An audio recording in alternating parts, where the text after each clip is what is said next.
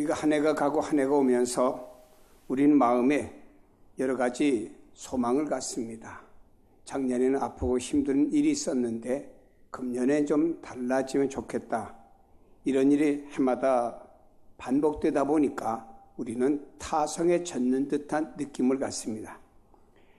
사람이 세상 살다 보면은 누구에게나 아픔과 상처가 있습니다.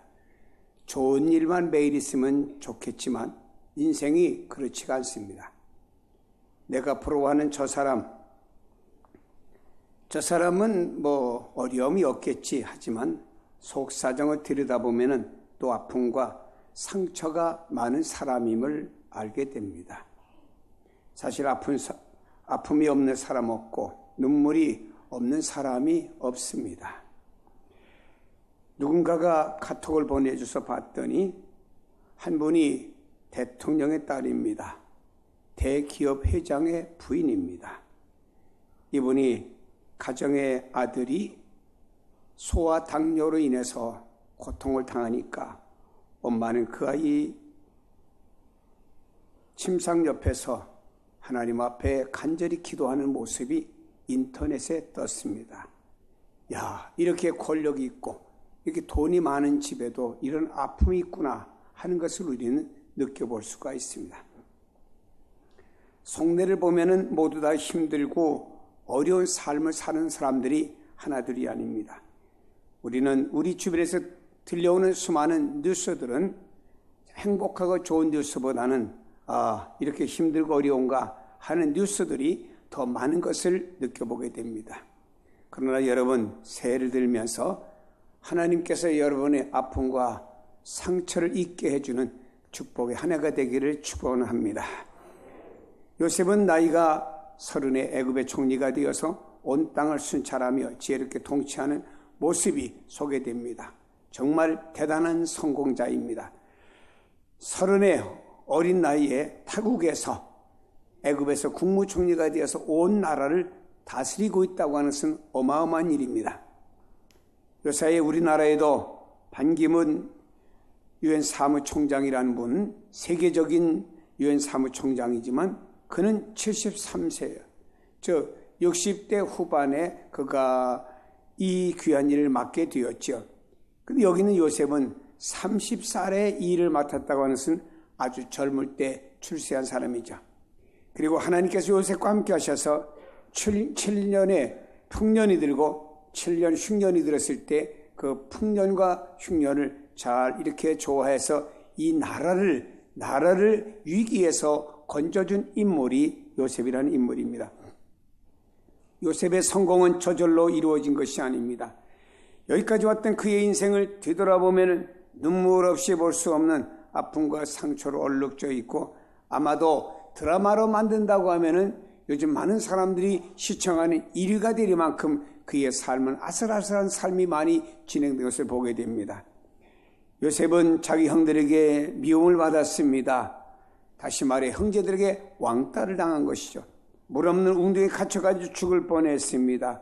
그러나 다행히도 상인에게 노예로 팔렸습니다. 아버지께 사랑받고 자랐던 요셉이 형들에게 버림을 받아 노예가 되어 이 아픈 상처와 괴로움 가지고 끌려가는 양손과 양발에 쇠사슬에 채워서 끌려가는 그 모습이 얼마나 처량하고 그의 가슴이 얼마나 아팠겠습니까? 다른 사람도 아닌 형들에게 팔려가지고 인신매매를 당해서 노예가 되었다니, 다른 사람이 판 것도 아니고 형제들이 그를 팔아먹었다니 얼마나 가슴에 분통과 열통을 터지겠습니까? 도저히 용서할 수 없는 형들입니다. 요셉은 다시 보디발 장군 집으로 팔려가서 노예 생활을 합니다. 하루하루에 그에게 인권은 없습니다. 동물과 같은 대접을 받아가면서 하루하루에 고된 일을 하면서 살아갑니다. 그러나 요셉은 성실한 사람인지라 그 보디발 장군 집에서 인정을 받아서 집안의 모든 사물을 맡아 관장하는 가정의 총무가 되었습니다. 이제 조금 삶이 나아지고 여유가 있고 인격 대접을 받나라고 생각했더니 보디발의 아내가 유혹하여 오는 것을 뿌리쳤다가 억울하게 누명을 쓰고 그는 감옥으로 가게 됩니다. 나중에 그가 애굽의 국무총리에 오르게 됩니다마는 요셉의 삶에는 상처와 멍투성이로 얼룩져 있는 사람이었습니다. 근데 이런 요셉의 아픈 삶을 하나님께서 다 위로해 주셨고 그의 길을 형통하게 하셨고 애굽의 총리 대신이 되게 하셨습니다. 그의 통치로 위기에 처한 애굽과 주변에 있는 많은 나라들이 굶주림에서 구원을 받게 되는 일에 정책을 누가? 요셉이 씀으로 인해서 많은 국민들이 유익하게 되었고 그 나라에서 모든 사람들이 요셉의 이름을 모르는 사람이 없을 정도로 요셉은 위대한 인물로 올라서게 되었습니다. 하나님께서 요셉을 이 자리까지 이끌어 주신 것입니다. 여러분, 우리가 기억해야 됩니다. 요셉의 아픈 삶을 위로해 주신 분은 하나님이십니다. 여러분의 삶을 위로해주고 여러분의 삶을 축복해주고 여러분의 삶을 인도해 주실 분은 여러분들의 경험도 아니고 여러분의 돈도 아니고 어떤 배경도 아닙니다. 우리 그리스도인들은 오직 하나님만이 우리를 위로해 주시는 분으로 믿기를 바랍니다. 이 하나님을 향하여 요셉이 오늘 고백하는 장면을 우리에게 소개해 주고 있습니다. 본문에 보니 요셉이 아스낫과 결혼하여 두 아들을 낳았습니다. 큰아들의 이름을 므낫세라고 지었습니다. 므낫세라는 이름은 깨끗이 잊어버리게 하다. 깨끗이 잊어버리게 하다. 51절에 보니 요셉이 그의 장남의 이름을 므낫세라 하였으니 하나님이 내게 이 모든 고난과 내 아버지의 온 집의 일을 잊어버리게 하셨다 하미요라고 말씀합니다. 그렇습니다. 요셉은요 첫아들의 이름을 지었습니다. 그것은 요셉의 신앙 고백과 같은 이름이었습니다. 므낫세라고 부를 때마다 므낫세야 할 때마다 하나님이 내게 모든 고난과 내 아버지의 모든 집에서 형제들과 되어지는 모든 일들을 잊어버리게 만들어 주셨다라고 하는 신앙 고백을 드리기 위해서 그의 아들의 이름을 므낫세라고 지은 것입니다. 히브리 민족은 자녀들의 이름을 짓고 사람들의 이름을 지을 때마다 그들이 그 이름 속에 의미가 있는 이름을 지은 것을 보게 됩니다. 하나님께서 나의 모든 고난과 아픔을 잊게 하셨다는 고백이 므낫세입니다. 여러분 가정과 삶 속에 므낫세와 같은 이름이 불려지기를 바랍니다. 하나님께서 나의 모든 고난과 아픔의 상처를 잊게 해주셨습니다. 누가? 하나님께서 이렇게 해주셨습니다는 고백이 있는 므낫세 이름이 불려지기를 바랍니다. 지난날의 고난과 눈물의 축복으로 채우셔 다 잊게 해주신 지난날의 고난 눈물을 축복으로 채워주심으로 말미암아 다 잊어버리겠습니다. 사도 바울도 말했습니다. 주님을 만난 다음에 뒤의 것을 잊어버리고 앞의 것을 잡으려고 다름질한다고 고백하고 있습니다. 여러분 새해에 이와 같은 은혜와 축복이 여러분의 삶에도 충만하기를 축복합니다. 여러분의 아픔과 괴로움과 근심과 염려 모든 무거운 짐들 주님께서 축복하시고 해결해 주심으로 말미암아 고난을 잊게 하시고 눈물이 변하여 기쁨이 되게 하시고 이런 새해가 펼쳐지기 바랍니다.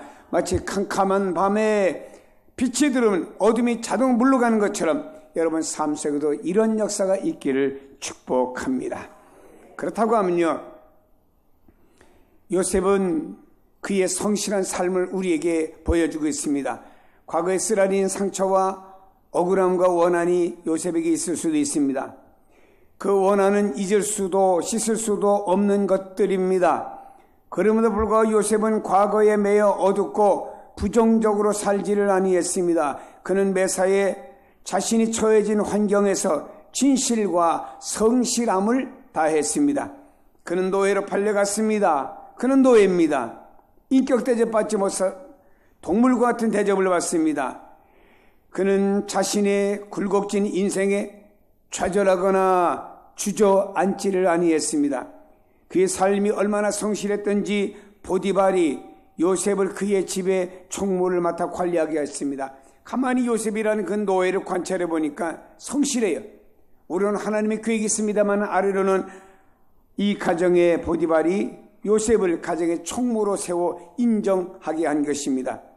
요셉이 보디발의 아내로 누명을 쓰고 그가 억울하게 감옥에 갔습니다.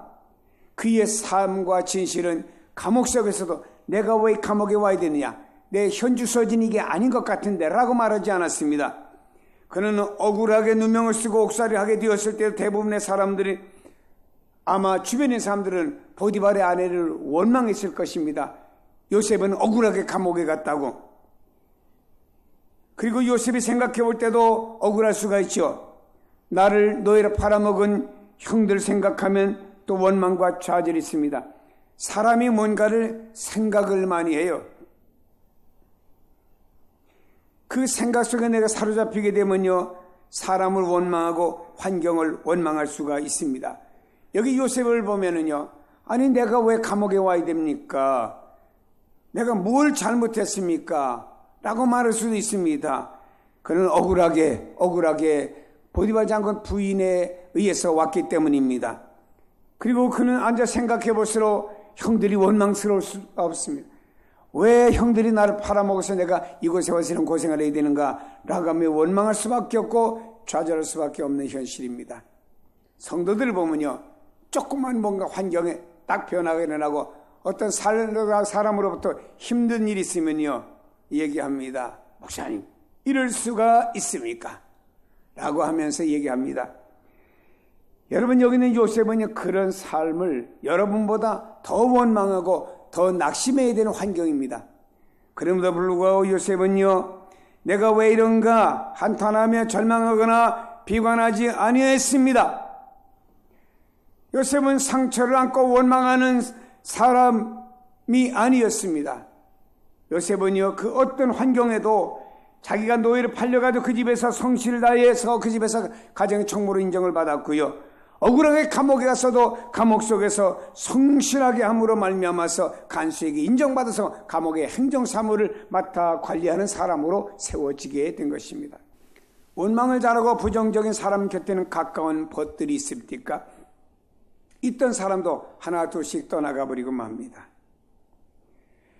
주변에 사람이 없는 상황에서 좋은 일이 일어날 수가 있겠습니까? 근데 요셉을 보세요.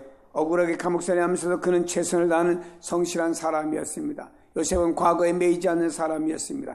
부정적인 감정이나 원한에 맺힌 감정에 의해서 자기를 내어준 사람이 아니었습니다.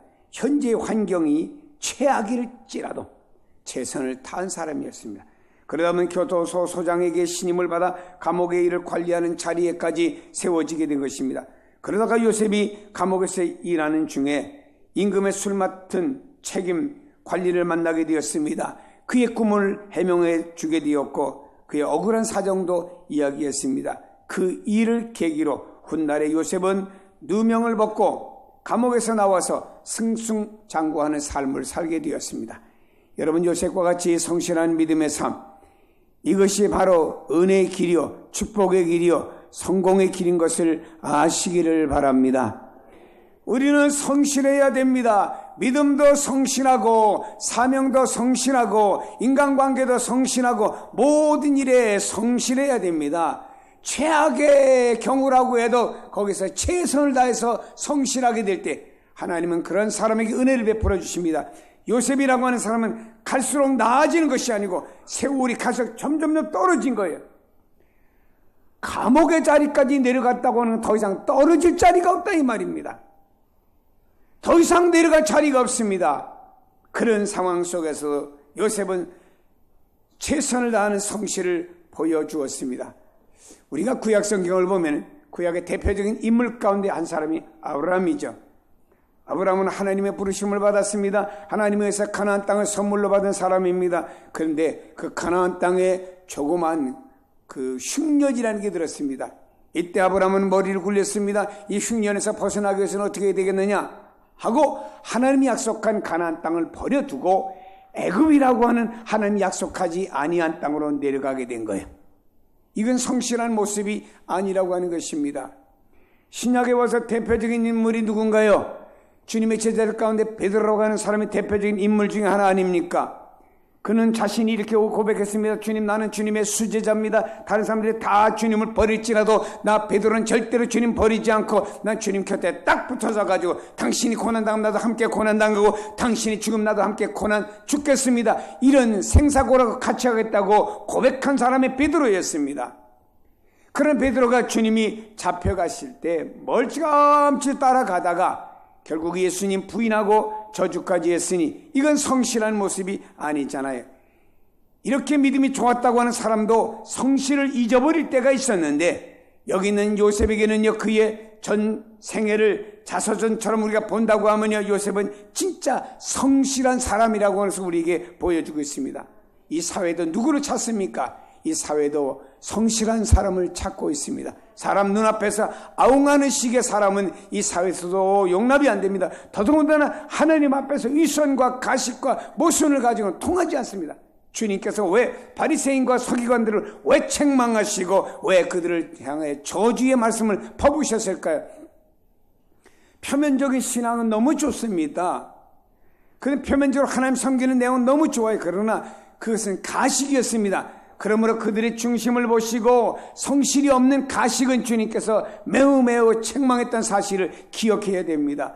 사랑하는 여러분, 우리는 이 사회 속에서, 아니 우리 그리스도인에서 금년 한 해 동안 좀 성실하십시다. 믿음도 성실하시고 예배도 성실하시고 기도도 성실하시고 맡겨진 일에도 좀 성실하십시다. 이런 사람이 믿음의 사람이고 이런 사람을 위해 하나님의 인도와 하나님의 도와주심이 있다는 사실을 믿으시기를 축복합니다. 요셉의 장자 이름은 하나님이 나의 고난을 잊게 하셨다는 뜻으로 므낫세라고 지었죠. 둘째 아들을 낳습니다.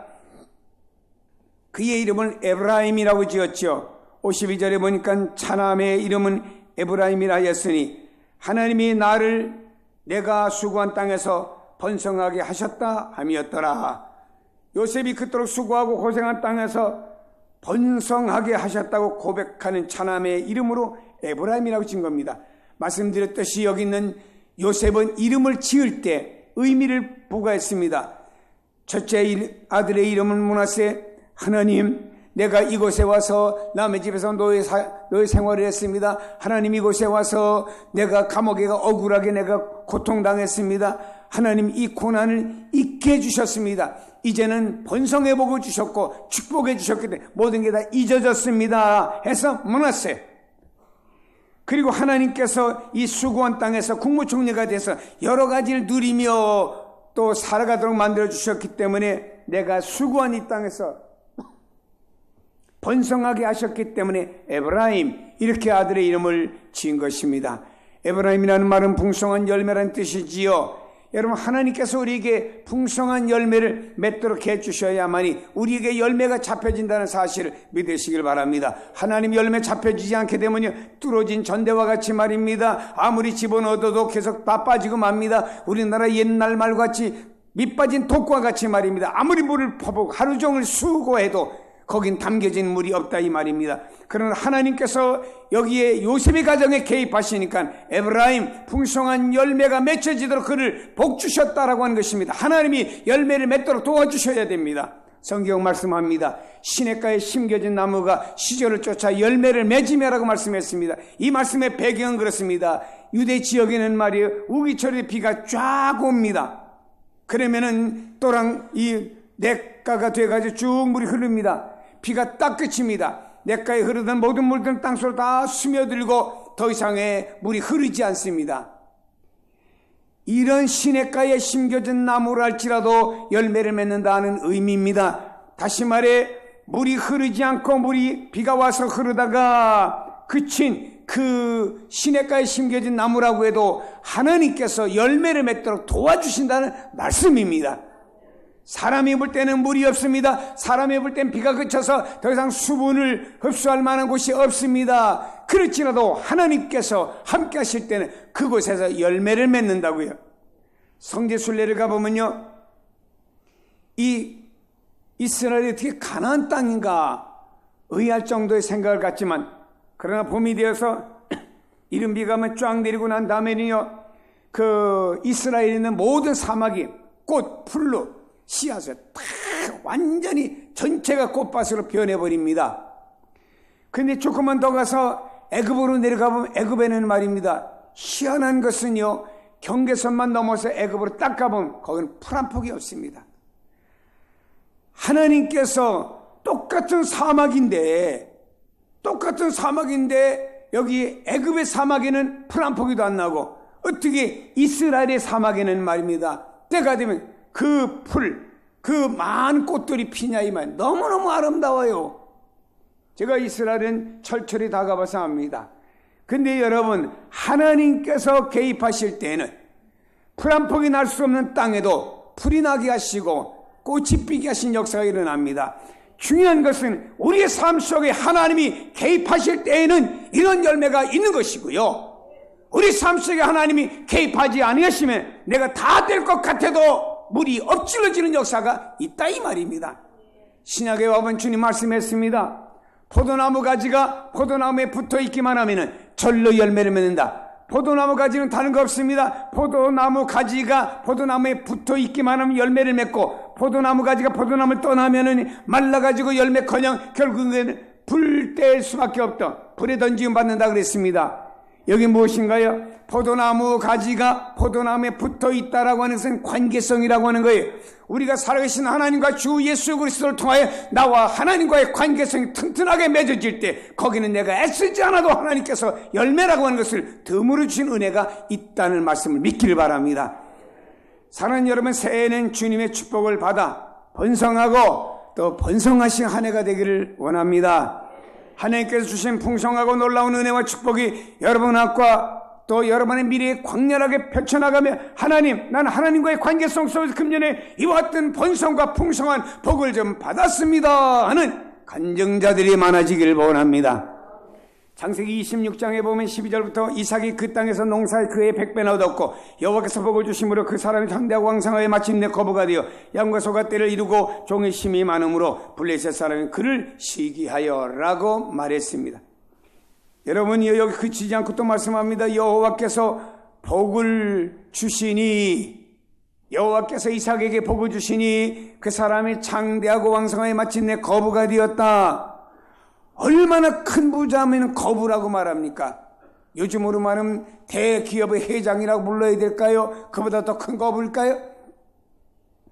얼마나 거부가 되었는지 하나님 믿지 않는 블레셋 사람들이 시기할 정도로, 아니 저 사람 왜 우리 땅에 들어와서 저렇게 하늘이 잘 돼 이렇게 거부가 되어서 어떻게 농사진 100배나 속을 거둬서 양과 소가 띠를 이루어서, 야 저 사람 왜 이렇게 왕성하고 잘 되지 왜 장대하지 하면서 블레셋 사람들이 우리 이 땅에 사는데 우린 저런 복을 못 받는데 저 이삭이라는 사람 왜 저런 복을 받고 있어 라고 하면서 시기할 정도로 받았다 이 말이에요. 여러분, 다른 믿지 않는 사람들이 시기할 정도의 장대하고 왕성한 복이 임하기를 바랍니다. 머리가 좋은 분이 이렇게 말합니다. 목사님, 2016년에 매스컴에 나온 이야기 들으니까 어렵대요. 근데 내가 무슨 재주로? 그래요. 여러분의 재주로 되는 것이 아니고 하나님의 축복으로 되는 거예요. 성경에 보니까 사렙다 지역엔 비가 오지 않아서 많은 사람들이 먹을 것이 없고 마실 물도 없어 굶고 죽어가지만, 하나님의 은혜가 임한 사렙다 여인 가정에는요, 가뭄이 닿을 때까지 가루떡에 가루가 마르지 않고 기름병에 기름이 마르지 않고 물떡에 물이 메마르지 않는 복을 주셨어요. 하나님의 은혜가 임하는 사람이 이런 역사가 일어나고요, 주님이 이 땅에 오셨을 때 주님의 은혜가 임한 사람은요, 소경도 눈을 뜨고 중풍병자도 일어나고 한편 손 마른 사람도요 고침을 받게 되고 죽은 자도 살아났습니다. 주님의 은혜가 임하니까 이렇게 되더라 이 말입니다. 내 능력과 세상의 능력으로 되는 것이 아니고 하나님의 은혜가 임하면 되는 거예요. 우리는 주님께서 여러분에게 문화세의 은혜를 베풀어 주시기를 바랍니다. 풍성한 축복을 우리에게 주심으로 말미암아 지난날의 모든 눈물과 고통을 잊게 해주시는 한 해가 되기를 원합니다. 여러분이요, 금년에는 말이에요, 요셉처럼 어떠한 환경에 처할지라도 성실과 진실함으로 최선을 다하여 믿음으로 삽시다. 하나님 앞에 다른 것 말고 내 진짜 성실함을 한번 하나님께 보여드리자 이 말이에요. 그리하면 하나님께서 에브라임의 축복, 에브라임의 번성, 왕성하게 되는 복을 여러분에게 주실 줄로 믿습니다. 하나님께서 인간을 만드시고 처음 사람이었던 아담에게 주신 축복이 무엇인가요? 하나님이 복을 주셔서 생육하고 번성하라. 하나님이 처음 인간인 아담에게도 주신 말씀이 번성의 복을 주셨고요, 제2 아담 대신 예수 그리스도를 통하여 우리에게 주신 은혜 가운데도 하나님이 번성의 복을 주실 줄로 믿습니다. 금년 한 해 동안 이런 은혜가 여러분에게 임하셔서 금년 연말에 가서 하나님 이렇게 번성케 해주셔서 감사합니다 하는 고백자들이 다 되기를 주의 이름으로 축복합니다.